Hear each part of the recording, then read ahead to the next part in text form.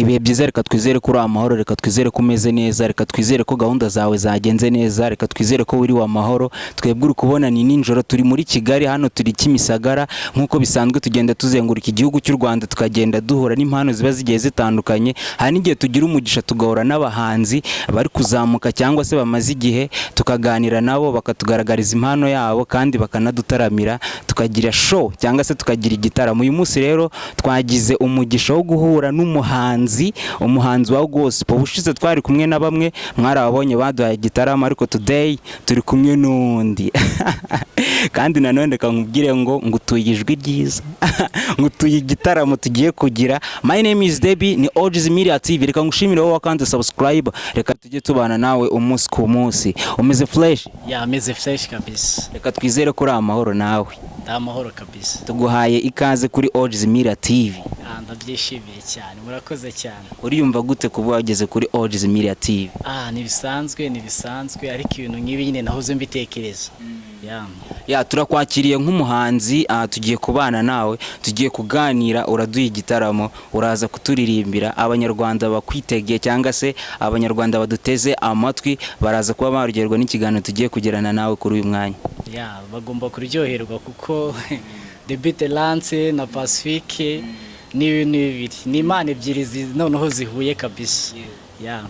Turakwakiriye hano kuri OG's Media TV, ariko abadukurikiye ntago barakumenya se ninde twakiriye cyangwa se ninde turi kumwe nawe muri uyu mwanya. Ugiye kubibwira amazina yawe, usengera hehe, umuziki uratubwira nyine introduction. Nitwa Nsabimana Pacifique, ndi umukristo mu itorero rya ADPR, neranira muri Paruwasi ya Gatenga ku mudugudu CGM, ADPR CGM, kuri urusengero rushyashya rwuzuye. Imana yaduteye iteka kabisa, ubu dufite urusengero rw'icyerekezo. Ndi umukristo, ndi umuhanzi, nkunda abantu n'Imana muri rusange. Impano yawe yo kuririmba yatangiye ryari, ndetse utangira no guhanga cyangwa se kwitwa umuhanzi ryari? Ubundi njye nakuze ndi umubyinnyi wa modern dance, nkunda kwandika indirimbo za sekira cyane, ziri mu njyana ya sekira. Ariko igihe cyaje kugera mbona ko nyine ndafatwa, mpamagarirwa muri gospel, mwoza akarimbo ka mbere mbona birashoboka, ka kabiri, ka gatatu. Ubu ni rwo rugendo nyine. Yego. Turabona uracyari mutoya, uri umunyeshuri cyangwa se warangije kwiga? Uyu munsi ufite occupation cyangwa se ntago birahora cyagerageza ushakisha? Kwiga nabaye mpagaritse amasomo, ariko se kwiga ntago bijye birangira, nzakomeza. Yahagarikiye mu makangahe? Ndumva nari ndangije segonderi.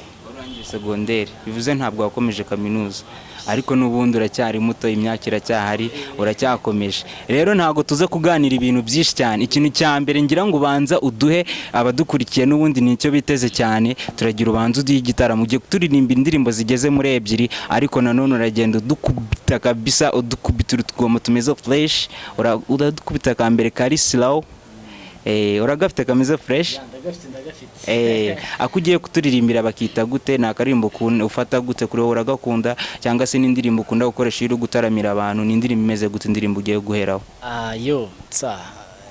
Indirimbo ya mbere ngiye kurimba niyo bita Umusaraba. Ni indirimbo Gisele Nyakwigendera yakoze mbere yo katabaruka. Nari ndi umufana we. Iyo ndirimbo ijye nkora ku mutima cyane, ariko ndabizi nawe n'abandi bose badukurikiye bose nabe bakora ku mutima. Noneho kugira ngo uduhe igitaramo kimeze fresh cyangwa se ijwi riza kuba rimeze fresh ariko umeze neza, umuhanga umwe cyangwa se umuzungu umwe, ni umuzungu se? Ni umuntu wavuze icyongereza aravuga ngo when someone wants to speak loudly he clear his throat.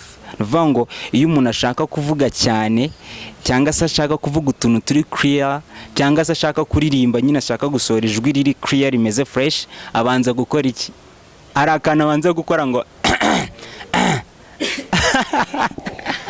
ariko n'ubundi ibi turi gukora n'ubundi ni bya bindi, ariko n'ubundi iyo usanzwe uri umuhanzi uririmba biba bimeze fresh. Ubu icyo nageraga nkubwire rero, nageraga nguhe mikoro uyifashe, hanyuma uduhe izo ndirimbo ko ari 2, hanyuma ibindi biganiro birakomeza mu kanya gatoya. Murakoze cyane.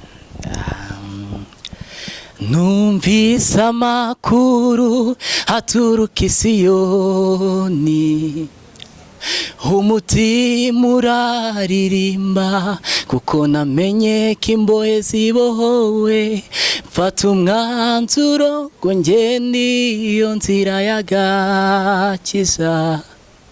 Nubwo amajwi yari menshi ariko umutima uramaramaza, kugeza ubwo nageze ahantu heza cyane hangiriye umumaro ntazibagirwa. Kugeza ubwo nageze ahantu heza cyane hangiriye umumaro ntazibagirwa. Umusaraba ni wo ndirimbo yanjye, ni wo bendera ryo gucungurwa kwanjye.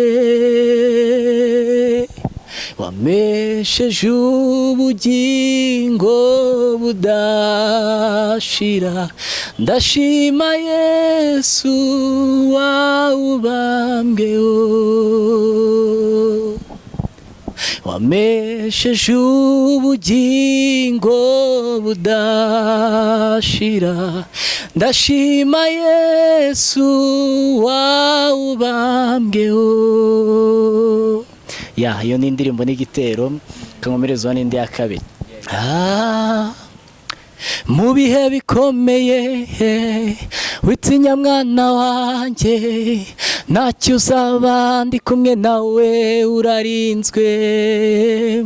Komera ushikame, ufite ubwoba bw'iki, ntacyo uzaba ndi kumwe nawe urarinzwe. Mu bihe bikomeye witinya mwana wanjye, ntacyo uzaba ndi kumwe nawe urarinzwe. Ufite ubwoba bw'iki, ndi mu ruhande rwawe, ntacyo uzaba ndi kumwe nawe urarinzwe. Komera ushikame. Araturirimbiye, aduhaye igitaramo. Ni umuhanzi mwiza, afite ijwi ryiza. Niba wakunze impano yiwe uraza kutwandikira muri comment, kandi niba ubona hari icyo ushobora kuba wafasha nanone ni karibu, kandi si umwanya ni uwawe. Ushobora kuba wadutera inkunga y'amafaranga, y'amasengesho, kandi ushobora no kutwandikira niba hari igitekerezo. Umwanya ni uwawe, kandi nanone turacyari kumwe nawe. My name is Debin Ojiz Media TV. Amazina ni Pacifique. Amazina ni Nsabimana Pacifique. Amazina ni Nsabimana Pacifique. Hanyuma watangiye umwuga w'ubuhanzi ryari? Ufite indirimbo zawe muri kariyeri y'ubuhanzi umeze gute? Natangiye indirimbo ya mbere nayikoze muri 2019. Nyikora muri studio izayitwa Ndashima. Ndongeraho 2020 nkora indi ndirimbo, ndetse nakozemo indirimbo ebyiri mu mwaka wa 2020. Muri 2022 nabwo nkoramo indi ndirimbo, iyo itari yasohoka. Ndateganya kuzayishyira hanze mu minsi iri imbere, iri kumwe n'amashusho yayo. Muri 2023 nabwo naje gukoramo indirimbo yo nyishyira hanze mfite channel yitwa Amazina Nsabimana Pacifique.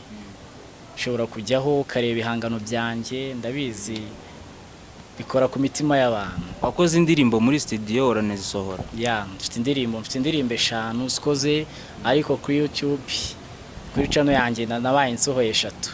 Izindi ntabwo zizasohoka. Wigeze ujya kuri stage cyangwa se utaramira abantu? Gutaramira abantu ndakubikora. Ndo mutaramye mu bukwe, ndumutaramye muri eglise zigiye zitandukanye. Yego.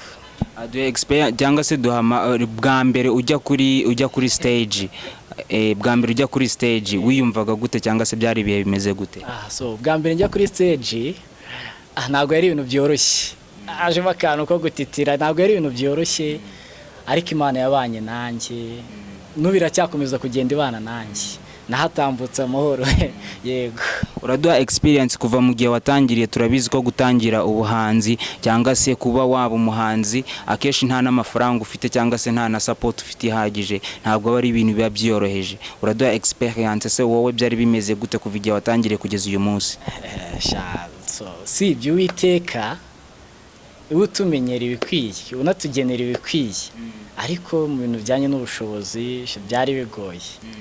Niko wakwihiringa, urabizi nyine nk'abantu tuba twarakorewe imihanda nyuma tukaza kugenda tuyivamo, tugenda dushiramo za mvugo nyine kwihiringa ibintu nk'ibyo, ariko nyine yari ugushakisha ariko mu buryo bugoranye cyane, tukabona ariko bigoranye na dukibonye ukatujyana muri studio uvuga ati abanyarwanda ngira ikintu mbagenera nyine kizima muri rusange, ariko higanjemo ijambo ry'Imana. Uyu munsi Pacifique ni umuhanzi uhagaze hehe? Uyu munsi Pacifique ni umuhanzi uhagaze ku maguru y'abiri no ku byo akora, kandi ni umuhanzi uri kugenda uzamuka muri ADPR. Abantu benshi cyane bagenda banze uko nyine nsura insengero nyinshi cyane, ngenda mpura n'abantu nyine, kandi buri cyambere nuko duhura n'abantu. Aryo wambwiye watangiye ubu buhanzi muri 2019. Kuva 2019 kugeza ubu ngubu turi muri 2024, byanga bikunda hari igihe wigeze kugeramo wumva ubuhanzi wabureka, wumva ucitse intege, byari bimeze gute kuri wowe? Ari igihe ukora ikintu ndabizi ntago abacanege bajya babura. Abacanege twarahuraga muri rusange, twahura nkabyumva ariko bikanca intege, nkavuga ati reka mbireka, ariko nkahita nibuka ko uyu murimo ari Imana yawumamagariye, yego nkakomeza gukora icyo kintu kuko kindimo nyikunda kandi mbifashijwemo n'Uwiteka. Hari byinshi biguca intege birumvikana. Ese ni gute waje gufata icyemezo uravuga ati reka ngewe nkomeze, reka nkomeze nkore, reka ngwane, reka nkore ibishoboka byose kandi byanga bikunda nzatera imbere? Ni gute waje gufata icyemezo? Mu bundi buzima busanzwe biduca intege ntago bibura, ariko rimwe na rimwe hari igihe tubyima imbaraga kugira ngo dukomeze. Ngiye icyo manza amaso n'ubu, icyo nari manza amaso n'ubu ngubu aho nyihanze amaso ni imbere, kandi imbere hanjye ni heza. Ntago nacitse intege, sinzanacika intege, nzakomeza nkora umuziki. Sibyo ko mu minsi iri imbere bitewe n'andi ma projet mfite, hari ukuntu njya ngira n'umuhamagaro wo kubwiriza ijambo ry'Imana, nabyo nshaka kubikora ariko mu buryo buri international. Abanyarwanda nkabaha ubutumwa bwiza hirya no hino ku isi hose, nkabaha ubutumwa bwiza yabinyuze mu ndirimbo, binyuze no mu ijambo ry'Imana. Sinzi niba ufite experiences ku bijyanye n'uburyo abahanzi ba gospel bari gukoramo muzike yabo. Ese wowe muzike yawe irafitiye ntego ni ukuvuga ubutumwa bwiza gusa, nothing else, cyangwa se harimo n'ubucuruzi? Muzike yanjye ni ukuvuga ubutumwa bwiza, nicyo kigenderewe. Abantu mbaha indirimbo zibakora ku mitima, zisa n'imitima yabo. Rimwe na rimwe nako kantu gashobora kuzamo, ariko nge sinaje gucuruza. Yego, wenda Imana ishobora kwimeraho umugisha kandi zanabimeraho umugisha, ariko sinaje gucuruza, naje gutanga ubutumwa bwiza mu Banyarwanda. Hanyuma kandi uri umuhanzi, bivuze ngo still uracyakora, kandi hari ibyo wakoze, hari n'ibyo uteganya gukora, n'indi mishinga uteganya gukora. Umunsi wawe ni umunsi bumeze gute? Umunsi wanjye upanze ndawutegura. Umunsi wanjye wa mbere, mu gitondo mba ngomba kubyuka nkasenga, nyuma yo gusenga nkakaraba, nyuma yo gukaraba nkafata ka breakfast iyo kabonetse, nyuma yaho nkakomeza akazi. Nyuma y'akazi, hagati mu kazi hari amasaha ngiramo yo kwandika. Mu buryo nkunda kwandika cyane no gusoma. Nyuma y'ibyo byose rero mfata n'akanya ko gutekereza ku buzima bwanjye muri rusange n'ibikorwa byanjye muri rusange. Mba ngomba mfata akanya nkagira target, mfite target yaho nshaka kuzagiza ibikorwa byanjye cyangwa se ubuzima bwanjye muri rusange, cyangwa se ubuzima nshaka kuzabamo, ariko ibi byose ni ibintu mba ndi gutegura. Nabyo njya mbigira umwanya. Umunsi wanjye rero ukuntu upanze bigenda bihindagurika. Bigenda bihindagurika, sinakubwira ati gutya na gutya amategeko ahamye. Amategeko arahinduka. Yego. hari ikintu kigeze kikubaho ukumva ni inkungi ikomeye cyane mu buzima bwawe kigiye kugufasha kuba wakomeza impano yawe y'ubuhanzi cyangwa se yo kuririmba? Yego. Support ubonye mu buzima kandi utakwiriye gupfusha ubusa. Ikintu cyaba cyarambayeho so ntabwo nsobanuriye neza. Ikintu naba narakoze kikande kukireka gishobora kuba ari wowe wakikoze cyangwa se ari cyo umuntu yaguhaye cyangwa se yagukoreye, ariko ukabona ni amahirwe ubonye udakwiriye gupfusha ubusa. Okay, reka mbyite ko wigeze ubona amahirwe mu buzima bwawe, ubona ko aje kugira icyo afasha cyangwa se aje kuguha support mu buhanzi bwawe, ukumva ntukwiriye kuyapfusha ubusa. Ayo mahirwe ntabwo nari nayabona. Ayo mahirwe kuvuga ati umuntu runaka araje amaye support ntabwo nari nayabona. Nkoresha imbaraga zanjye nke ariko nkayifashwamo n'Uwiteka. Ariko ayo mahirwe nayari imbere ariko ndi kuyareba. Mwaramutse aguhaye miliyoni 10 ngo uzifashishe mu buhanzi bwawe, wazimanaginga gute? Miliyoni 10 mu buhanzi, abanyarwanda ubutumwa bwiza, indirimbo zisa n'imitima zabageraho zifite amashusho agaragara neza cyane nyine muri iyi viziyo, zabageraho zifite amajwi yumvikana neza, ibitaramo hirya no hino, nakoresha neza na managinga neza umuziki kandi bigashoboka. Watubwiye ko urafite indirimbo 5 byibura ugiye gutoranyamo 2 uzitiririmbira, urava kuri imwe tujya ku ya 2, hanyuma kandi dukomeze no kuganira. Nanone ndagusubiza mikoro kugira ngo uduhe igitaramo wisanzuye kabisa. Okay, murakoze cyane. Umwuka weri yaje hasiga hinduye ibintu. Umwuka weri yaje hasiga hinduye ibintu. Ni impano twasigiwe n'Imana Data ngo atubere umuyobozi muri uru rugendo. Umwuka weri yaje hasiga hinduye ibintu. Umwuka weri yaje hasiga hinduye ibintu. Ni impano twasigiwe n'Imana Data ngo atubere umuyobozi muri uru rugendo. Ndashima Yesu we witanze maze njye nawe tukababarirwa. Ndashima cyane we witanze maze njye nawe tukabona ubuzima. Ndashima Yesu we witanze maze njye nawe tukababarirwa. Ndashima cyane we witanze maze njye nawe tukabona ubuzima.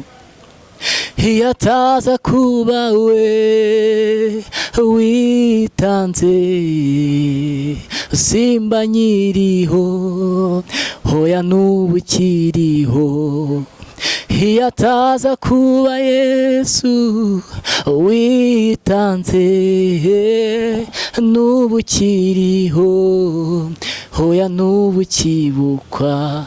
Ndashima Yesu we witanze maze njye nawe tukababarirwa. Ndashima cyane we witanze maze njye nawe tukabona ubuzima. Ndashima Yesu we witanze maze njye nawe tukababarirwa.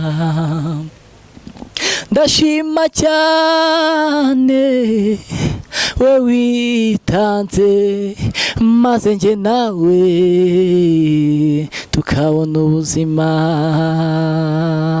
Birakwiye ko dushima Yesu kanagima kandi tuzabayo mu gitaramo cy'abera, nimuhumure mukomere,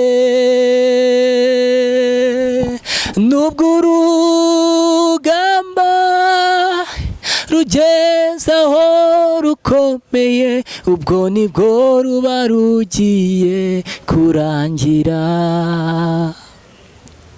Hariho igihe amarira azashira, urupfu ntiruzongere kubaho ukundi. Hariho igihe amarira azashira, urupfu ntiruzongere kubaho ukundi. Uwo munsi tuzaririmba izabanesheje, uwo munsi tuzahimbaza kuko tuzaba twishimye. Uwo munsi tuzaririmba izabanesheje, uwo munsi tuzahimbaza kuko tuzaba twishimye. Ele bone sanstasi lemanda, ndiko ndafashwa n'ukuri kw'Imana. Uwo munsi tuzahimbaza, uwo munsi tuzaririmba izabanesheje. Ni indirimbo nziza cyane, bamwita Pacifique, nge nitwa Debite Lance. Iyi ni Oldies Media TV, kandi nanone ushobora kumusapotinga kuri channel yiwe, turayipininga hasi, ubashe kuba wakanda subscribe kandi umufashe mu buryo bwose ushobora kuba wamufashamo, ari ukumuha amafaranga, ari ukumusengera, ari ugusapotinga iyo channel yiwe. Byose birakenewe kugira ngo impano yiwe ibashe kuba yakwamamara mu Rwanda, ikarenga u Rwanda ikagera mu Burundi, Tanzania, Uganda, kandi ikagera no ku isi hose. My name is Debbie, turacyari kumwe nawe. Alright. Okay. Hanyuma kandi nanone igiye kutubwira nimero abantu bashobora kuba bakuhamagaraho cyangwa se bagusangaho mu gihe bagukeneye cyangwa se bakeneye kuba bavugana nawe. 0786 70 85 70, 0786 70 85 70. Murakoze cyane. Hari ikintu kigeze kikubaho kumva kiguciye intege mu buzima bwawe? Ni byinshi, ahubwo hari ikintu cyangoye.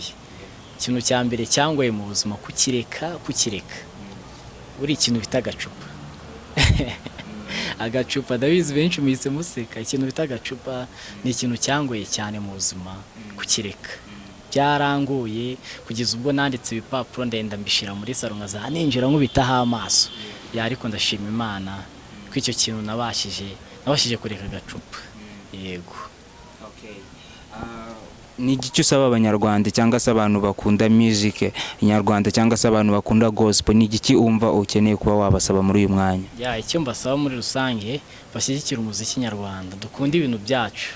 Abanyarwanda dukunda ibintu byacu, dushyigikira umuziki nyarwanda, cyane cyane gospel muri rusange, dutere imbere, ubutumwa bwiza bwamamare ku isi yose. Reka tugaruke ku muziki wawe. Ni umuziki uyu munsi umeze gute kandi urifuza kuba wawugeza he?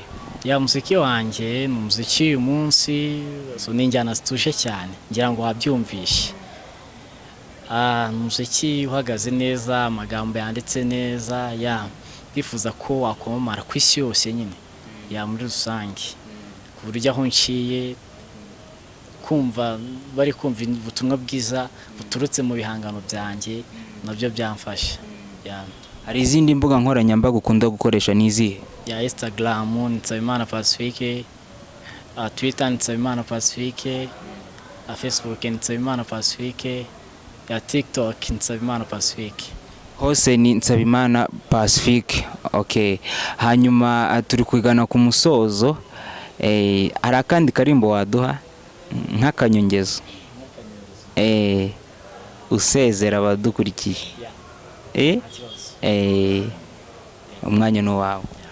Hitegura urahetse, yewe Sara we, amarira ararangiye, shima Imana.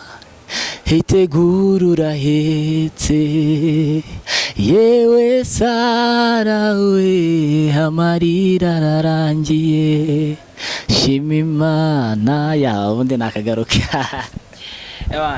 Araturirimbiye, aradutaramiye, twaganiye, yatubwiye urugendo rwiwe, yatubwiye aho ageze kandi atubwira n'ibyo ateganya kuba yadukorera. Mu by'ukuri urabona ko ni umuhanzi umaze kugera aho agera, afite ijwi ryiza, afite impano kandi ni n'umukozi w'Imana, ni umuvugabutumwa. Ibyo byose ni ibintu abasha kuba yadukorera kugira ngo imitima yacu ibohoke kandi yumve inezerewe. Hanyuma nanone njyewe ndagushigikiye cyane, Ojiz Media TV turagushigikiye cyane. Hano ni karibu, ni ikaze, just urahari, dukoze iki kiganiro ariko mu biganiro 400 tuzakorana, iki ni icyambere hasigaye 390. icyo gihe nyuma yaho ntago nzaba mari, iyi televiziyo izaba yarakuze, nzaba nkorera muri Amerika. Nawe uzaba uri kure kubonana bizaba bigoye, turacyafite nka 300 turi kumwe. Turagushimiye wowe bana natwe umunsi ku wundi hano kuri Ojiz Media TV. Ni Deby Talance, iki kiganiro nakagaruka. Iyi ni The Sunshine in episode 3, hanyuma turi kumwe nawe kandi umunsi ku wundi. Ciao ciao.